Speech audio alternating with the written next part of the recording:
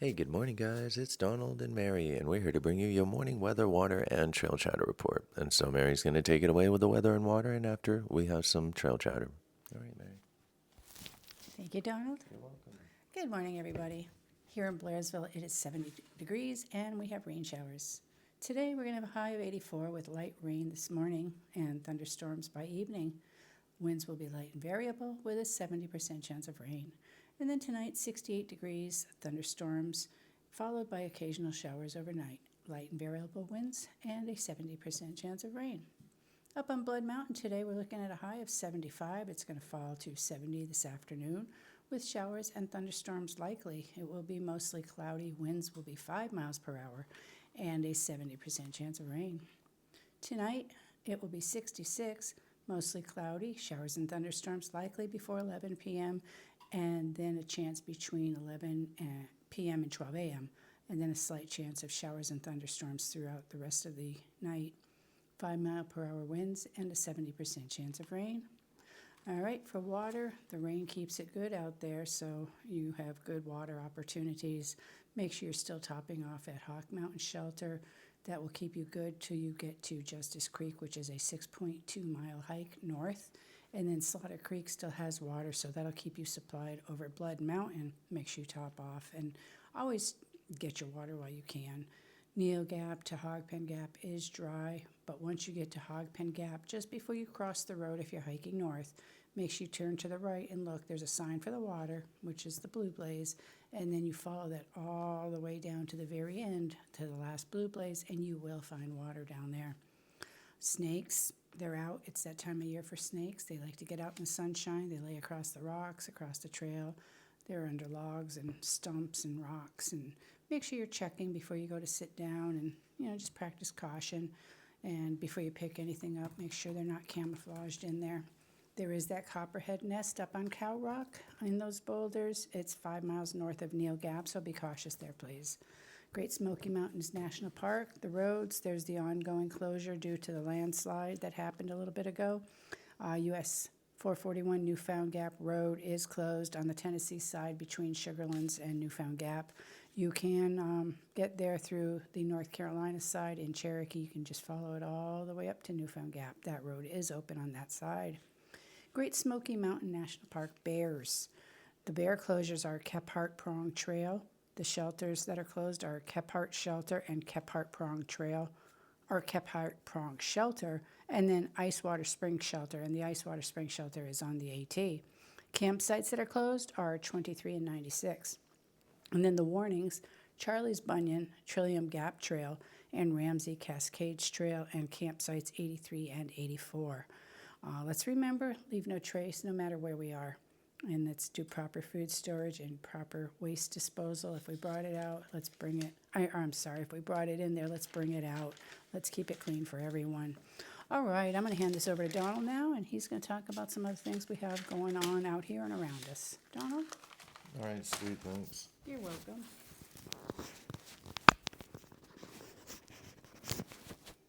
All right, good morning, guys. It is 6:35 a.m. on 8/13/2025. All right, so we have a snake bite death. I believe this is in Tennessee. It is. Right above Chattanooga.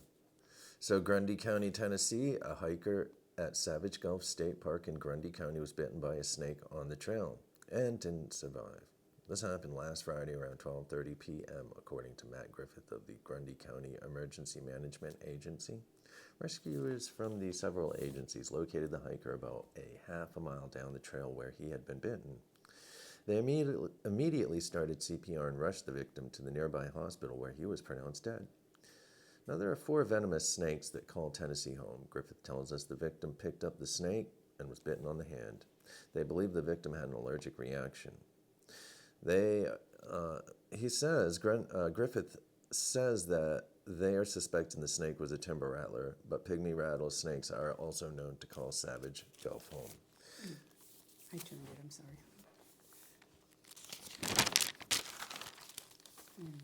All right, and so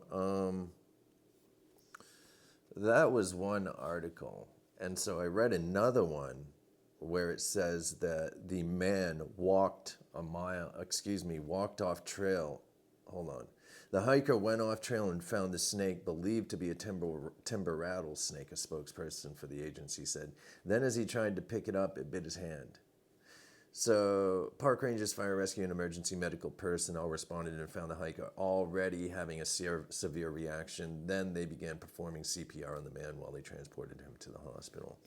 So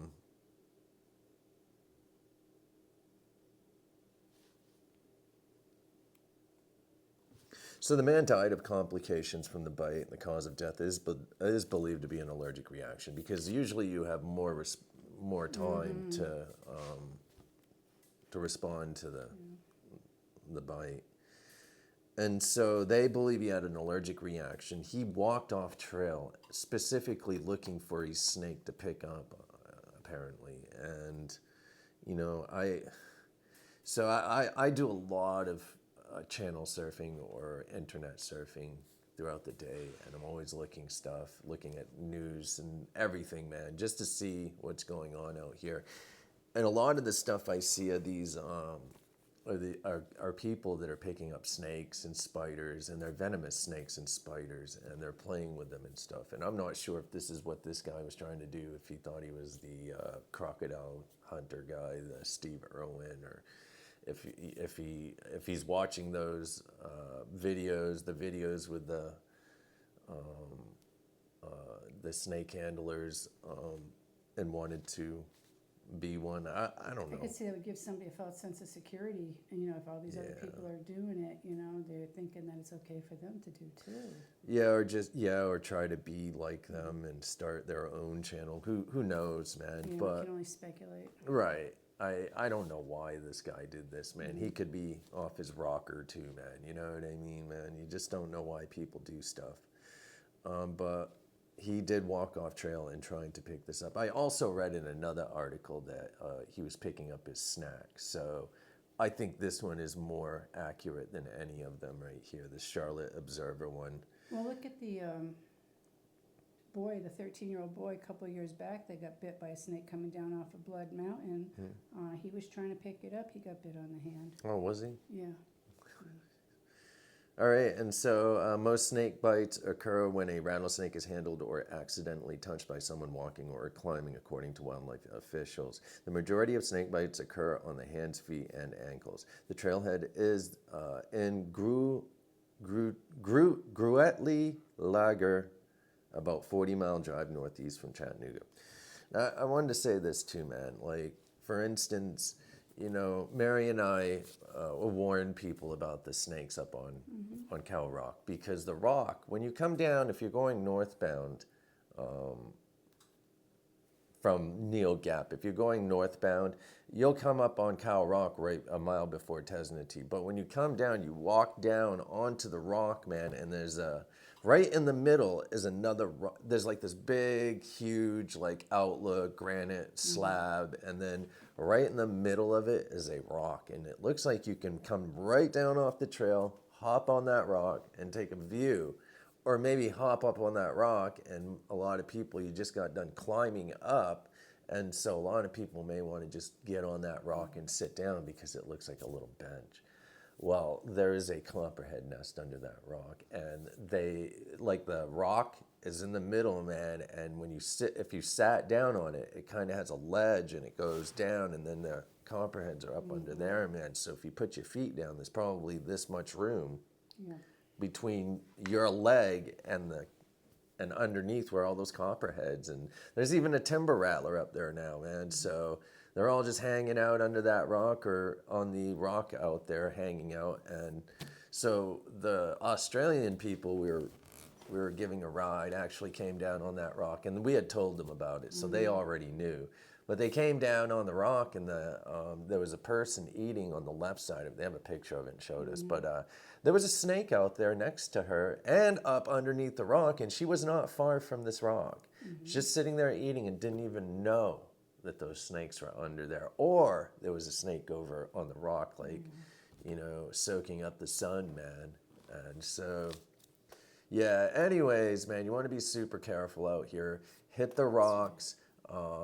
Before you sit down, look underneath the rocks, look on the logs on the side of the trail, man. They'll be right out in the middle of the trail too, but just pay attention, man. And those copperheads and timbers, man, they blend right into the forest floor, man. So be super, and they're in the trees too, man. They'll crawl up in the trees and hang out on limbs and stuff, man. Be careful picking things up off the ground. That's right. They camouflage really well. They do, man. They do. And so definitely this dude here, it's too bad that happened. Very sad. Sure is. All right.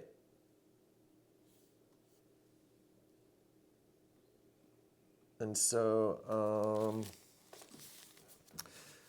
in Colorado, we have a missing hiker. So rangers at Rocky Mountain National Park are searching for a Nebraska man who was last seen in the park on Thursday. Blake Kuikenheifer, 23 of Omaha, Nebraska, was reported missing to park rangers by his family on Monday. Kuikenheifer, I'm going to say that's how it's pronounced. Kuikenheifer was dropped off by a ride-share service in the Upper Beaver Meadows area of the park on Thursday, August 7th at about 5:20 p.m. The area is about a mile west of the Beaver Meadows entrance along Highway 36 on the eastern side of the park. He was wearing a dark-colored t-shirt, dark-colored pants, and dark-colored baseball cap with no logo. He was also carrying a small maroon day pack. He is 5 foot 11 inches tall and weighs 180 pounds. Buzz-cut blonde hair and mustache and blue-green eyes. Information can be shared by texting or calling 888-653-0009. Okay, and now we have a rescue in Arizona, Phoenix. On August 11th, a hiker was rescued near the Shaw Butte Summit in Phoenix after experiencing back pain. Firefighters responded to the incident on North Mountain. The hiker was located and extracted by crews after experiencing a medical issue. Nice. All There's right. no further info on that I saw. All right. And so I just saw this, man, and it was really interesting to see. And this so this is an article, Rocky Mountain PBS. They're talking about in this remote Colorado town through hikers are welcome as family. It's a Presbyterian Annex 418. Let's see what we got going on here. So they got a trail hiker center, and it's based in the Presbyterian Annex building, which is only a few steps away from this church that they're going to be talking about. So let me go ahead and read this story because I think it's cool, man. So Lake City, Colorado. Lake City, a small town in Hinsdale County tucked inconspicuously along Highway 149, holds a few claims to fame. It is surrounded by about 96% public lands, as some of the darkest skies in the country. And Alfred Packer, a miner and wilderness guide accused of cannibalism in the late 1800s, is alleged to have dined in the nearby mountains. The Packer Saloon and Cannibal Grill in the Lake City is named in his memory. But to hikers trekking the nearby Colorado Trail and Continental Divide Trail, Lake City is renowned for the community Presbyterian church that offers supplies, laundry, shuttle, and postal services, and home-cooked Sunday dinners, guys. The Lake City Trail Hiker Center, which operates in the wooden building steps away from the church, unifies the near 500-person population at Lake City with hundreds of through hikers each year, building mutually beneficial relationships between the hikers and the residents living vicariously through them. Honestly, I didn't even know the trail existed or the Colorado Trail existed, the hikers tell me. I have a little bit of reputation on the trail, said Reverend Jason Santos, the Community Presbyterian Church minister and founder of the Lake City Trail Hiker Center. And more we see people say things like, you've got to stop by Lake City. The Colorado Trail, known by hikers as the CT, is a 567-mile hiking trail running from Denver to Durango. Throughout the 70s and 80s, advocates from the U.S. National Forest Service, Colorado organizations like the Colorado Mountain Club, and thousands of volunteers contributed to the building of the trail, which officially finished in 1987. Santos started the Lake City Community Presbyterian Church in 2020 just as a COVID-19 infections began spreading throughout the state. Yet, as she already quiet town turned dormant, he still noticed through hikers making their way through town and occasionally passing by the church and his home. Santos lives next door to the church. Santos worked with a small hiker center and ministry while serving in Pennsylvania. After relocating to Lake City, he made a goal to offer 8 potluck-style meals to the hikers and Lake City residents during the summer of 2021. Interested members of the Community Presbyterian Church and a couple of nearby churches contributed food to the first potlucks. Santos advertised the event on Facebook, but largely relied on a word of mouth among hikers to share the news. 45 community members and 2 hikers attended the first meal. According to Santos, one hiker, Jason Bamboo Elwood, through hikers frequently adopt or are given trail names used while on trail, downed 18 tacos. Wow. We know they can do it, though. Right, 'Cause the hiker hunger kicks in. Right on. So word of the potluck spread, and only a few weeks later, the Trail Hiker Center served about 50 hikers. By the end of summer, the center had served close to 300. Santos realized growth potential in his homegrown hiker service operation. The next summer, he formally established the Trail Hiker Center to include grab-and-go boxes of snacks and toiletries, as well as providing tired travelers a place to sit comfortably and chill out, relax. I noticed down at the park or the post office, there would always be hikers there with all of their stuff on the ground, said Santos. I was like, we have this space. We're not using it for most of the time. Let's just do it. Today, the Trail Hiker Center offers shuttle services and from the trailhead to and from the trailhead. Though shuttle really refers to the individual on-call community volunteers who transports hikers in their own cars. One closet in the center is dedicated to the postal services. Parents and friends sometimes send care packages to the through hikers, which the center receives and stores before hikers arrive. After the Lake City laundromat closed, the Trail Hiker Center recruited volunteer laundry angels who do loads of laundry and offer the hikers loaner clothes while they're waiting for their things to dry. Today, Trail Hiker Center hosts serve 2-hour shifts welcoming visitors. Santos said they have more than 90 active volunteers, both from congregation and from within the community, who contribute their time and food donations. Santos said the attracting through hikers boosts the local economy because passing travelers dine at the local restaurants and book hotel rooms. The Lake City Tax Board awarded the Trail Hiker Center a grant of $4,000 to sustain this through hike hospitality. Travelers hit a small gong when they enter the center for Sunday dinners. Crowds and volunteers then yell, "Hiker!" and applaud. They did this for every one of the approximately 50 hikers in attendance. For local volunteers, the Trail Hiker Center is a welcoming setting to meet travelers from across the world. Many backpackers hail from Europe. The Lake City residents appreciate hearing their travel stories over a shared casserole and fruit salad. They're so interesting and fun to talk to. And Dorothy Schmidt, a Through Hiker Center volunteer, you find out how far they've hiked, where they intend to go, and of course, we can never do it, so we are just fascinated. Schmidt is one of the hundreds and sometimes thousands of the seasonal residents who migrate to the Lake City for the summer, often the Texas, according to Schmidt, who migrate to the Lake City for the summer, often from Texas, according to Schmidt. She is a Texan herself and called the town a little mini Texas in the summer. Santos said that the Lake City population sometimes doubles or triples in size during summer months. Laura Fox, another temporary Texas transplant, was aware of the hikers passed through Lake City, but she did not know anything about the Colorado Trail and the Continental Divide Trail. The coolest thing is you meet these mostly young folks that are on the trail. You can encourage them and cook for them. These home-cooked meals, they are a big deal for them, said Fox.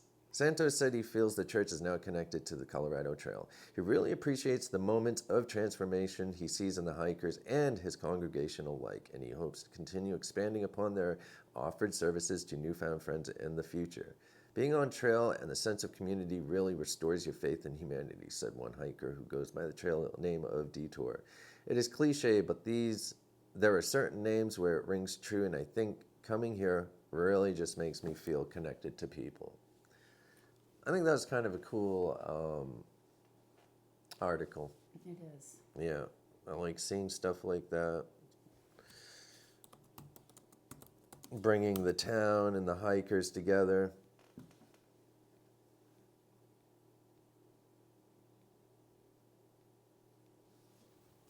I hope they don't start transforming into something different and continue to keep that That's right. small feel to the, and that small town feel. All right, and so that's what we have for today. Now, yesterday we had some shuttles. We took care of a few people, and then we went and scored some blueberries and hit some of the local farm stands that have pick your owns, man, and getting an idea on what this area has to offer us, and so start doing stuff a little bit different.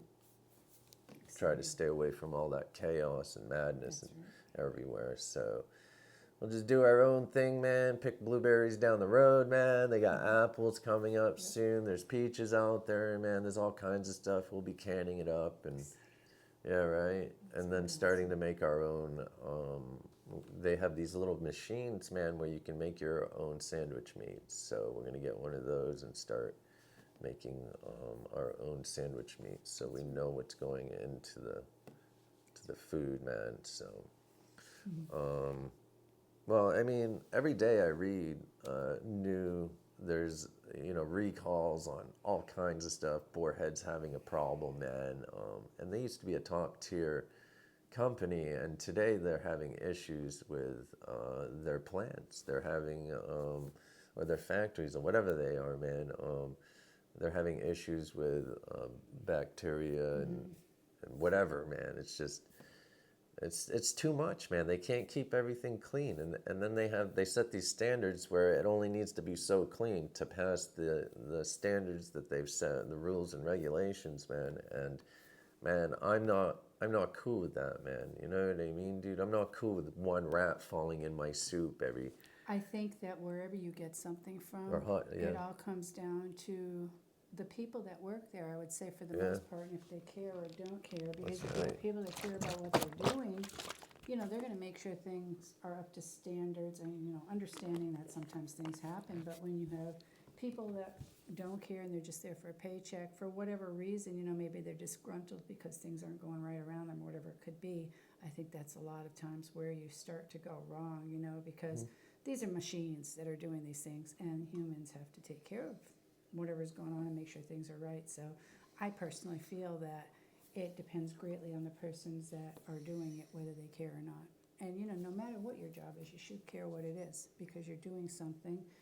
It doesn't matter what you're doing. Let's just do our jobs properly. And so when I was younger, man, I worked for this company in Maine, and we would go out and clean at this egg farm.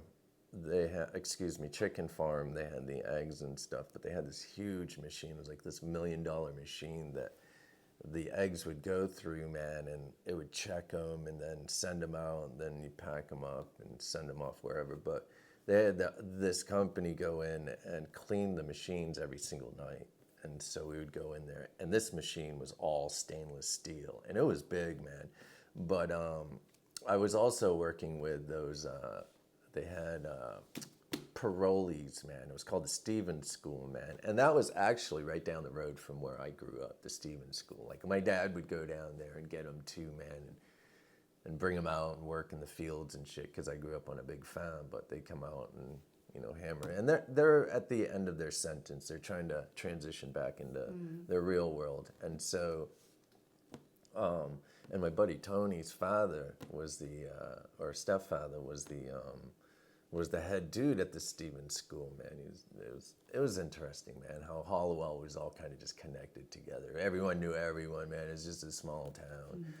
But I was working with them too, and they had a really poor work ethic. Well, one of them did.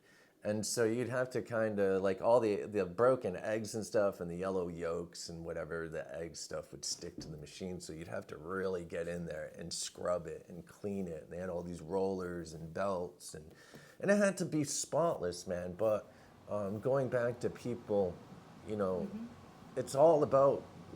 All right, guys. Sorry about that. We're gonna keep on going from here. We just had a phone call from a hiker, so which interrupted the video. But we were talking about the egg factory, and so it really does just depend on the person, man. And so we are definitely working on finding a different way to have sandwich meat, which we'll just make our own, and you know, whatever it may be, from the fried dough to picking our own apples and peaches and blueberries and raspberries or whatever. I mean, we can't completely X out the grocery store, of course, but we're going to do as much as we can not to spend our money there. And so I'd rather give it to some small time people, man, small town people. And so if we can do that and not have to give it to the big companies, man, we're going to do that, because I can't stand big corporations that basically steal our money, man. I'm just over it. And anyways, man, that all being said, they don't just steal our money, they poison our foods, man. And so that's my opinion. Anyways, I don't mean to interrupt you, but you know, I'm not into growth hormones yeah, and right. all those things injected into my food. I think that, Yeah. and you know, I found it interesting yesterday with the blueberries. I've grown so accustomed. When I was a child, you know, we had blueberry bushes growing around and everything, blackberries, raspberries, you'd pick that and eat it. But I find it very interesting, like you were commenting yesterday when I picked those farm tomatoes, how you could actually smell the Yeah, tomato. right, dude. You know, you go to the grocery store and they smell like nothing. And just tasting the blueberries, they tasted different than the ones you get in the grocery Yeah. store. And I've become so accustomed to the ones you buy everywhere that actually going out and just picking something off the plant that it's grown on, the difference in taste, That's and right. actually taste what it's supposed to taste like, not this manufactured taste, if you will. Well, it's also because of the sugars, man. When they're vine ripe, they have time to mature, and the sugars are all, and so like, you know, they pick all this stuff green and let it ripen, let it Yeah. shelf ripen. My father had a huge vegetable garden when I was a child, and up until the time he passed, every summer he grew practically everything you could imagine there, and then he'd can and preserve and put things away. So I really never had fake food, if you will, Yeah. until I was probably about 15 years old. Everything came from the garden, and of course the grocery store, we had chicken and meat and different things, but I don't think things were manufactured back then the way they are now. No, they're And, not. you know, we had They're mass grown today. we had a milkman that came and brought fresh milk, and you know, I think that things are different with that now also. I think everything is different now because we have these mass productions of everything, and it's about It's commercially pushing. grown. All right, guys, so that was another issue. We're going to end this here, man. I hope that everyone has a great day. If you all need anything at all, give Mary and I a call, and we'll be here for you. All right, one love. Peace.